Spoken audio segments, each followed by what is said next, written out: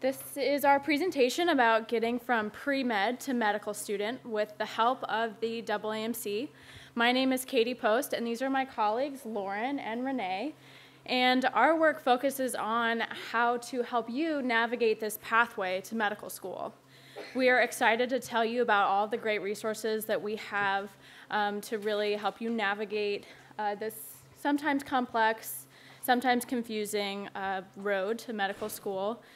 And we are more than happy to answer any and all questions that you have. We'll have some time after the presentation, and don't forget to visit us at our booth because we will be there both today and tomorrow.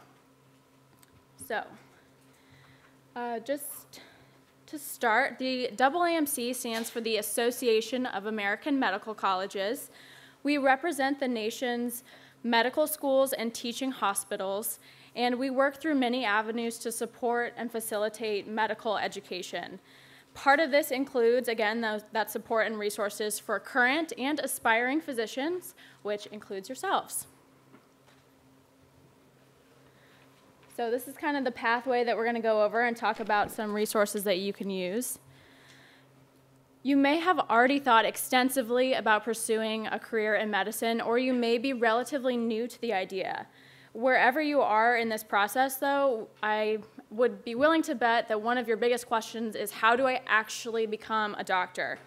And there are definitely a lot of things to think about, like what does a medical career entail? What is medical school really like? What's it like to treat patients and be an actual physician? The AAMC's Aspiring Docs resources aims to answer these questions for you and help you get started. One of the most popular resources that Aspiring Docs provides is their fact sheets. These documents provide quick but very thorough information to your questions, and they'll also link you to more detailed information if you're ready for that next step. They answer questions like, what should I do during a gap year? What's it like to actually see my first patient? Or what is it like to go through medical school application interviews? They cover a wide range, and the library of these fact sheets is very extensive, so I definitely encourage you to go check these out. Another great resource they provide are inspiring stories. These are stories from actual medical students, actual residents, and actual physicians, and they talk about how they accomplished the goal of becoming a doctor. They don't leave out the poor grades, their difficult childhoods, or the other obstacles that they faced on pursuing this dream. And it's often really nice to hear how other people approach the same goal when you're trying to accomplish that as well. Another great resource is the Aspiring Docs Diaries blog. This blog is also written by actual medical students and focuses more on the medical school experience rather than just the overall healthcare professional experience. So if you're looking for a firsthand insight about what medical school is really like, this is a wonderful thing to read, and we feature different medical students from different schools so you can get kind of a perspective of what different schools are like as well. Now I'm going to turn it over to Rennee, who's going to talk to you about gaining some experience in the medical field. Well, once you've been inspired by Inspiring Docs, you're sure that you'll have plenty of questions to try to figure out and experience how can I work in the healthcare and what can I do in that environment. We have and we're offering the Summer Medical and Dental Education Program. It's brought to you by the Robert Wood Johnson Foundation as well as the American Dental Education Association. SMDP is a great opportunity for you to learn about how to become a medical student as well as an aspiring physician. SMDP is a 6-week program. It's a summer enrichment program. It gives you firsthand experience as a physician or as an aspiring dentist. The application process starts November 1st and it ends on March 1st. And with that requirement, you are required to submit 2 letters of recommendations, as well as you're required to submit your official college transcripts. We have 12 sites, and they're located all across the United States. And in order to participate with SMDP, you are required to be a college freshman or a college sophomore, or attend a community college. as well have an overall GPA of at least a 2.5 to participate. And you must be from a disadvantaged background or from a group of historically underrepresented community. And you must have an interest in medicine or dentistry. It's good, and we encourage you to apply early because we have 80 slots per school. And once you've gained your experience, hopefully you're ready to become a physician. And in order to do that, the AAMC offers plenty of resources. And one of those resources that are available to you is a fee assistance program. The AAMC believes that costs in applying for medical school, it should not be a hardship. The fee assistance include benefits that will help you with reduced MCAT fees, free access to the medical school admissions requirements, a waiver for the cost of the AMCAS and the AMCAS fees for up to 15 medical school designations, and also to Pivio, which is a new program to the AAMC. Combined, these benefits are worth over $800.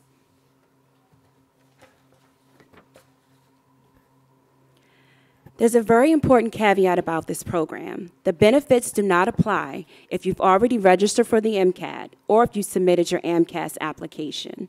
The award is not retroactive, which means you must apply and be approved for the fee assistance program before you register for the MCAT exam, or you must submit your AMCAS application. And at this point in your path on the medical school, after you've gathered some of your inspiration and your experience, it's important for you to get ready for medical school and the programs. The AAMC provides medical school admissions requirements, which requires everything that you need to know about applying to medical school. The website houses profiles about each medical school so that you can easily compare requirements, missions, statistics, and information about various institutions. We also offer the official guide to the medical school admissions. It's also available in ebook as well. It outlines medical career options, how to prepare for medical school, and what you study. The guide has information about how admissions decisions are made and how to finance your medical school career as well. This guidebook also has details about the AAMC, like the MCAT exam and the AMCAS application.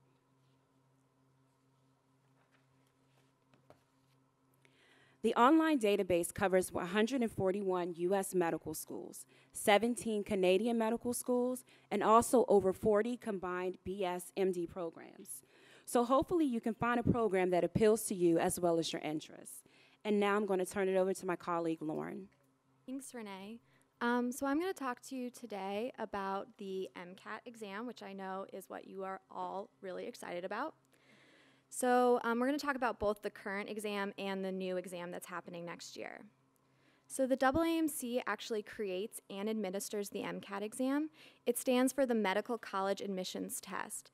It's required by almost all U.S. and Canadian medical schools for entrance into medical school. And it's designed to assess your problem solving and critical thinking skills, as well as your knowledge of scientific concepts and principles necessary to the study of medicine. The exam has a total of 3 sections for the current one: the physical sciences, biological sciences, and the verbal reasoning section. All the content and skills that are tested on these sections are online, and the URL you see on your screen. The exam is out of a total of 45, that's the total score you can receive, and you'll receive also individual section scores with a maximum score of 15. Which are added together to create your total score. It's really important to remember that the MCAT exam is actually not graded on a curve. Like I alluded to, the MCAT exam is changing next year, and I really want to point out to you that the last time we're administering the current exam is January 23rd, 2015. Registration has been open since February of this year, and registration continues through January 23rd. So if you're thinking of taking the current exam, be sure to register soon. Oh, also, just before I continue on, it's important to remember that when you register, have your photo ID with you, because you must have the name that you register with must match your ID when you come into the testing center. Otherwise, you may actually not be able to test, and you wouldn't want that. So a quick aside is the AAMC has a new program called the Hotel Discount Program. And the MCAT team realizes that some of you may actually have to travel to get to your exam and stay overnight. So we've negotiated a preferred rate with the Hampton Inn. The code is located online, and you just need to enter that code in when you reserve your hotel room. And Hampton Inn is actually located within 10 miles of almost all US testing centers. So you should definitely take advantage of that now if you're planning on taking the current exam, and it will continue through the MCAT 2015 testing years. So some of you may still be on the fence about whether you want to take the current exam or the new exam. And we've created this decision tree, which asks two important questions. The first question is, when do I actually want to go to medical school? And the second one is, when will I be ready to test? This decision tree is online, and it comes with additional information to help you make this decision a little bit easier about when you're going to be really ready to take which exam. So let's actually turn our focus to the new exam. Some of you may be wondering why we've decided to even change the exam, and the answer is really twofold. This is a large standardized exam that's in a field that's rapidly changing, and it's important that we review the exam every now and then to make sure that it's keeping pace with the study and practice of medicine. Also, it's required by almost all US and Canadian medical schools, and it's an indicator for admissions committees to see what your readiness for success in medical school is. So we need to make sure that the test is keeping pace with medical curricula and all the changes that are happening now. There are 4 sections on the exam. It's a computer-based multiple choice exam.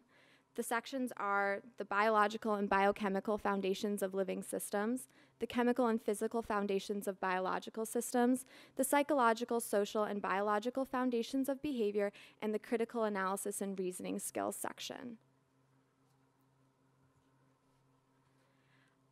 Because the exam is changing and it's going to be testing content that's different than the current exam or testing it in a new way, we also need to have a new score scale.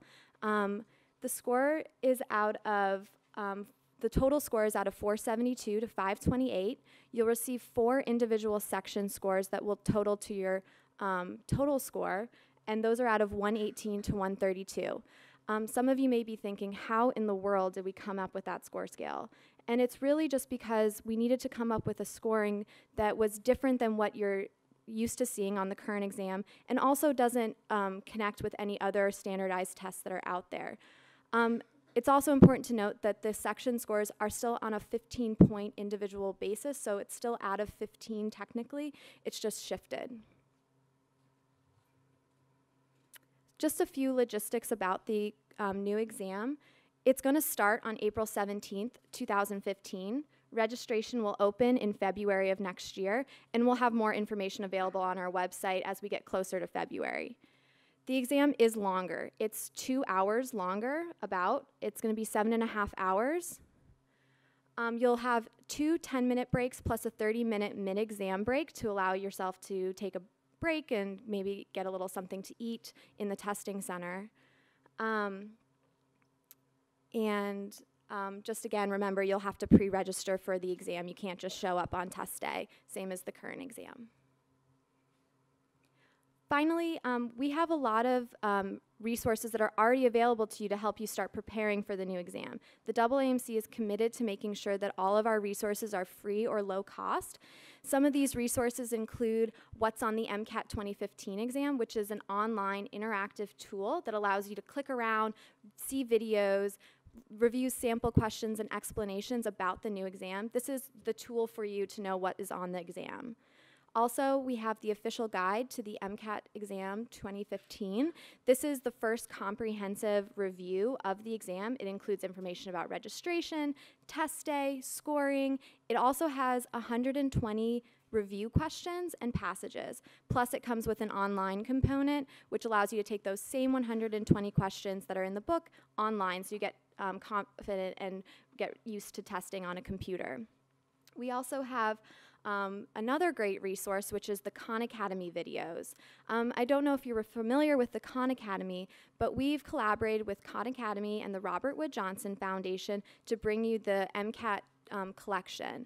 These videos are specific to the content that will be on the MCAT 2015 exam. We've created a competition where actually medical students and residents were creating these videos to help you understand all the content of the exam. It's a great way for you to review and brush up on your skills, but it also allows you to review some content that you may not have already gotten experience with. And we had a second competition that wrapped up this summer, and those winners are busy creating the rest of the videos that will be in the collection, plus the rest of the review questions. And we have about 500 videos in total now with hundreds of review questions. So I would really encourage you to check those out. And with that, I'm going to hand it back over to Katie, who's going to talk to you about applying to medical school. Right. So after you've gotten through the MCAT, it's time to figure out how to actually apply and do your application. And you can do that with AMCAS. AMCAS is the AAMC's program. It stands for the American Medical College Application Service. AMCAS is the primary application to 143 schools and programs. So how does AMCAS work? Well, we collect one application from you. It's an online application, so you'll submit one application to us. We'll verify the information that you entered into that application compared to what we see on your official transcripts from all of the colleges and universities that you've attended. And then once we verify your application, we'll send it to all the medical schools that you applied to. We will also send your letters of evaluation and your MCAT scores to the schools you applied to, so you don't have to worry about sending those pieces separately. It's important to understand that AMCAS operates 1 year ahead of the current calendar year. So for example, it is 2014 right now, but we are in the 2015 AMCAS cycle. This is because this year's application, AMCAS 2015, is for those who want to start medical school in 2015. So make sure when you're actually starting your application, you're in the right year. Our season opens in early May. The application opens in early May every year. You'll have about a month to work on it before you can submit it. Submission starts in early June. And then there'll also be about another month before AMCAS will start sending verified applications to medical schools. Once medical schools start receiving applications, they'll start their own review processes, which usually include secondary applications and in-person interviews from you. Deadlines for AMCAS are in the fall, September through December, but we're seeing more and more applications come in during the summer. It's important to understand that medical school admissions happens on a rolling basis, so the earlier you can get a strong application completed and submitted, the better.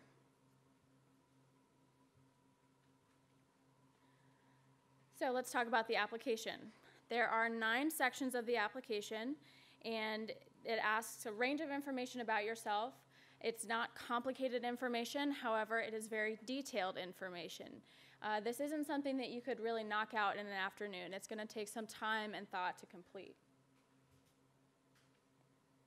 The 9 sections of the application are identifying information, schools attended, biographic information, coursework, work and activities, letters of evaluation, medical school designations, your essays, and your standardized tests. Obviously, some of these are very self-explanatory, but I'd like to highlight a couple that take a bit more time and thought. First being the coursework section. So this is where you're going to enter details about every single college level course you have ever attempted. So this requires quite a bit of detail and usually takes applicants the longest time to complete. Most people have about 52 courses to enter, generally from 2 or 3 schools. We have video tutorials for this section, so make sure that if you have any questions, we do have videos that go through how to enter some of the more complicated coursework if you transferred courses or studied abroad, that type of thing. We do have video tutorials, so make sure to use those. Your work and activities section is where you'll have the opportunity to share with medical schools all about the extracurriculars that you do, your work experience. You'll have the ability to enter 15 different activities into this section, and you'll have a bit of space to explain what you did. You'll be able to designate 3 as your most meaningful, and then you'll be prompted to reflect a bit more on those 3 in writing, why they made you who you are, influenced your decision to be a doctor, that type of thing.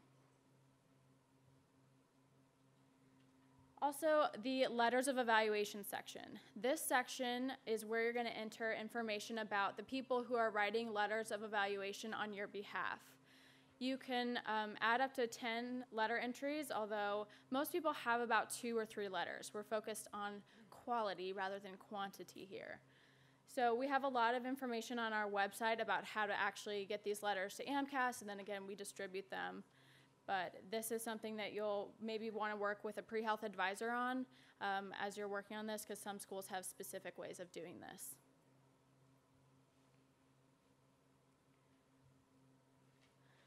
Next, after you've submitted your application, we get to the verification process. Verification does not start until we've received both your application and all of your official transcripts. Once we have both of those things, you'll enter the verification queue.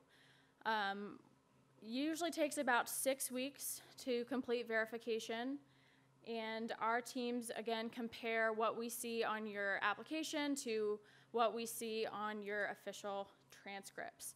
We post updates on our verification status on Twitter, so make sure to follow us at AMCAS Info. And you can also log into your application and click on the details link to see the status of your application, whether we're reviewing it or you're still waiting in line. And you can also see whether or not we've received your letters and transcripts. 2 other components of the application process that we handle. I've kind of mentioned the AMCAS letter service, which again allows your letter writers to send us 1 letter for you, and then we'll distribute it to all the schools that you apply to. And then the second is criminal background checks. The AAMC facilitates criminal background checks on everyone, all of our applicants who are accepted to medical school, in order to, 1, help medical schools determine if you are going to be able to attain the appropriate licensing that doctors need in the future, and also to just ensure the trust in the profession of medicine. We have a lot of resources to help you through the application process. Some of them, again, include those video tutorials. We have a very extensive manual, a lot of FAQs. So make sure to take advantage of these when you're actually filling out the application to do it in an efficient, timely manner. And with that, I'm going to turn it over to Rennee, who's going to talk to you a little bit about resources to help you figure out how to pay for medical school. We're going to start off talking about FIRST. FIRST actually stands for Financial Information, Resources, and Tools. It's a AAMC dedicated service. It's used to help students, residents, and practicing physicians navigate through the complexities of financial aid, student debt, and money management.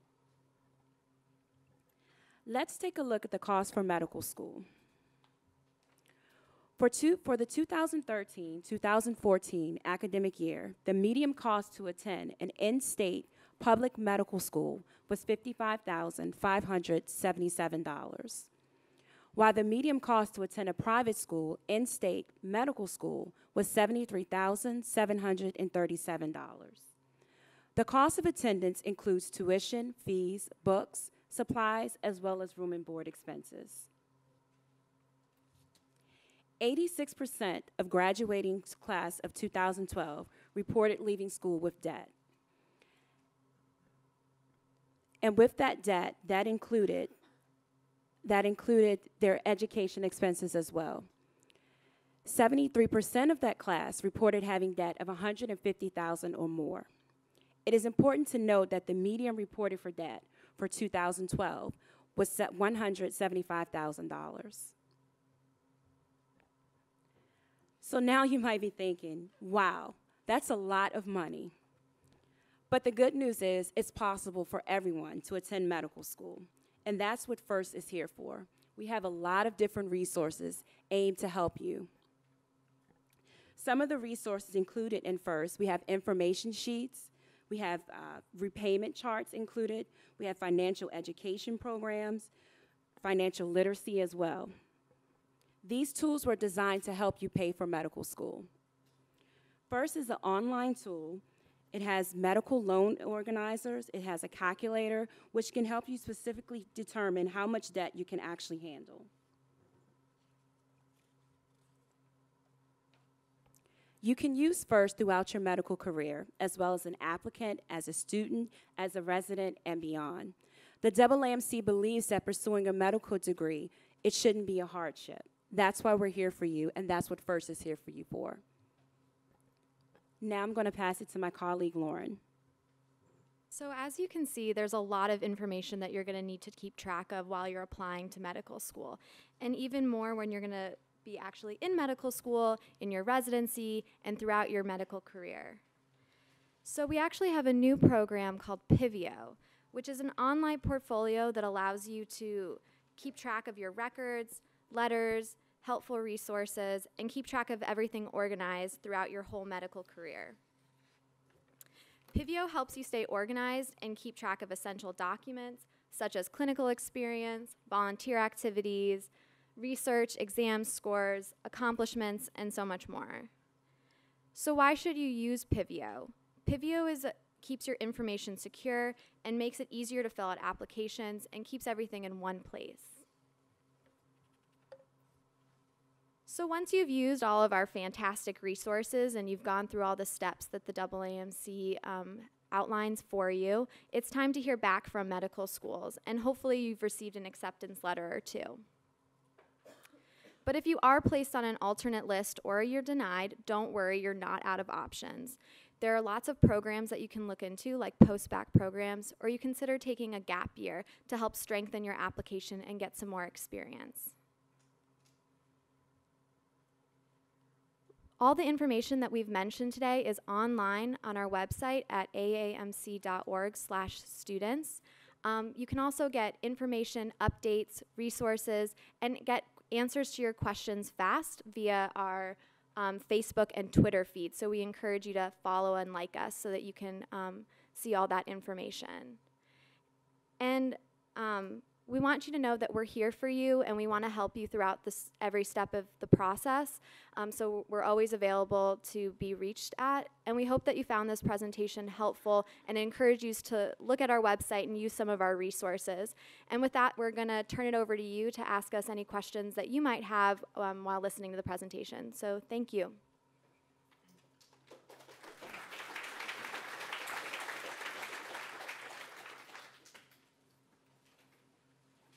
Any questions? Covered in, yep. My question is, I don't know if I should take a gap year or not. What differently if I take a gap year as opposed if I don't? That's a good question.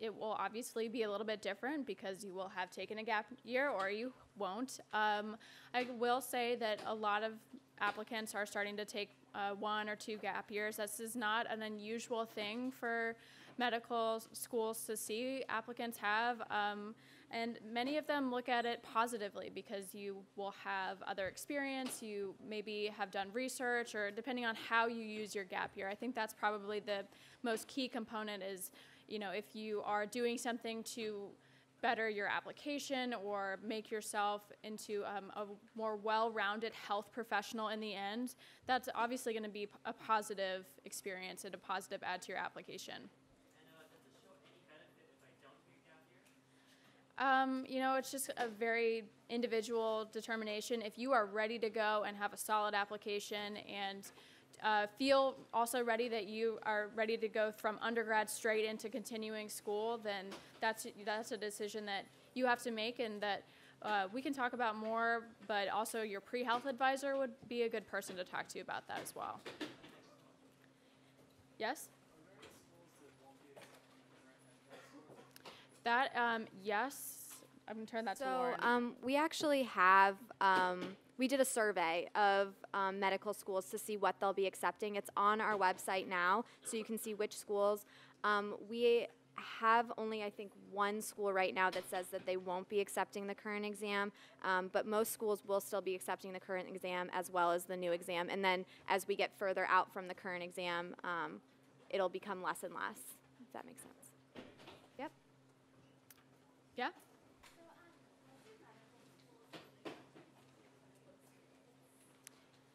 There's a lot of different things that can qualify as clinical experience. That can be shadowing a doctor, that can be working as a medical scribe, it can be working in clinical research is another option. There are a lot of options to get that kind of edge to your application. I would recommend that you check out Aspiring Docs, the first resource that I mentioned. They, I think, have a fact sheet all about gaining that clinical exposure. So that would be a good one. Well, I can't make like a broad generalization for 143 different schools. Some of them would say, yeah, of course that works. Some of them would say, no, you didn't, like, unless you were doing something, it wasn't actually you. So it depends on the school. MSAR, or the medical school admissions requirements, that database that allows you to compare different requirements from different schools would be a good option to check that out. Any other questions? Yes?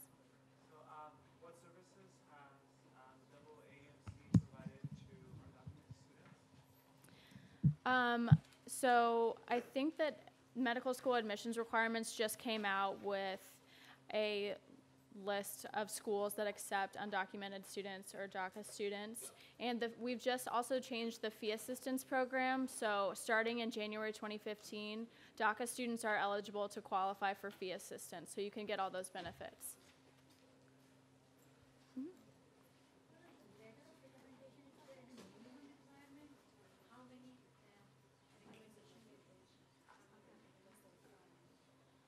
There's not or medical schools set the specific letter requirements. So the question was, how many letters of recommendation do medical schools require?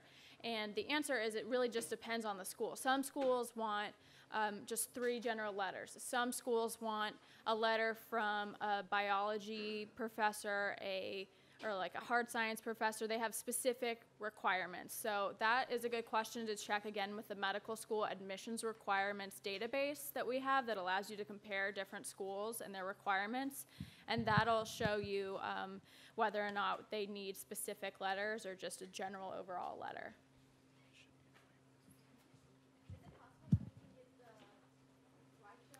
Yes, so this presentation is going to be, was just recorded and will be online on our website, and you can see it there. Yeah. Yes?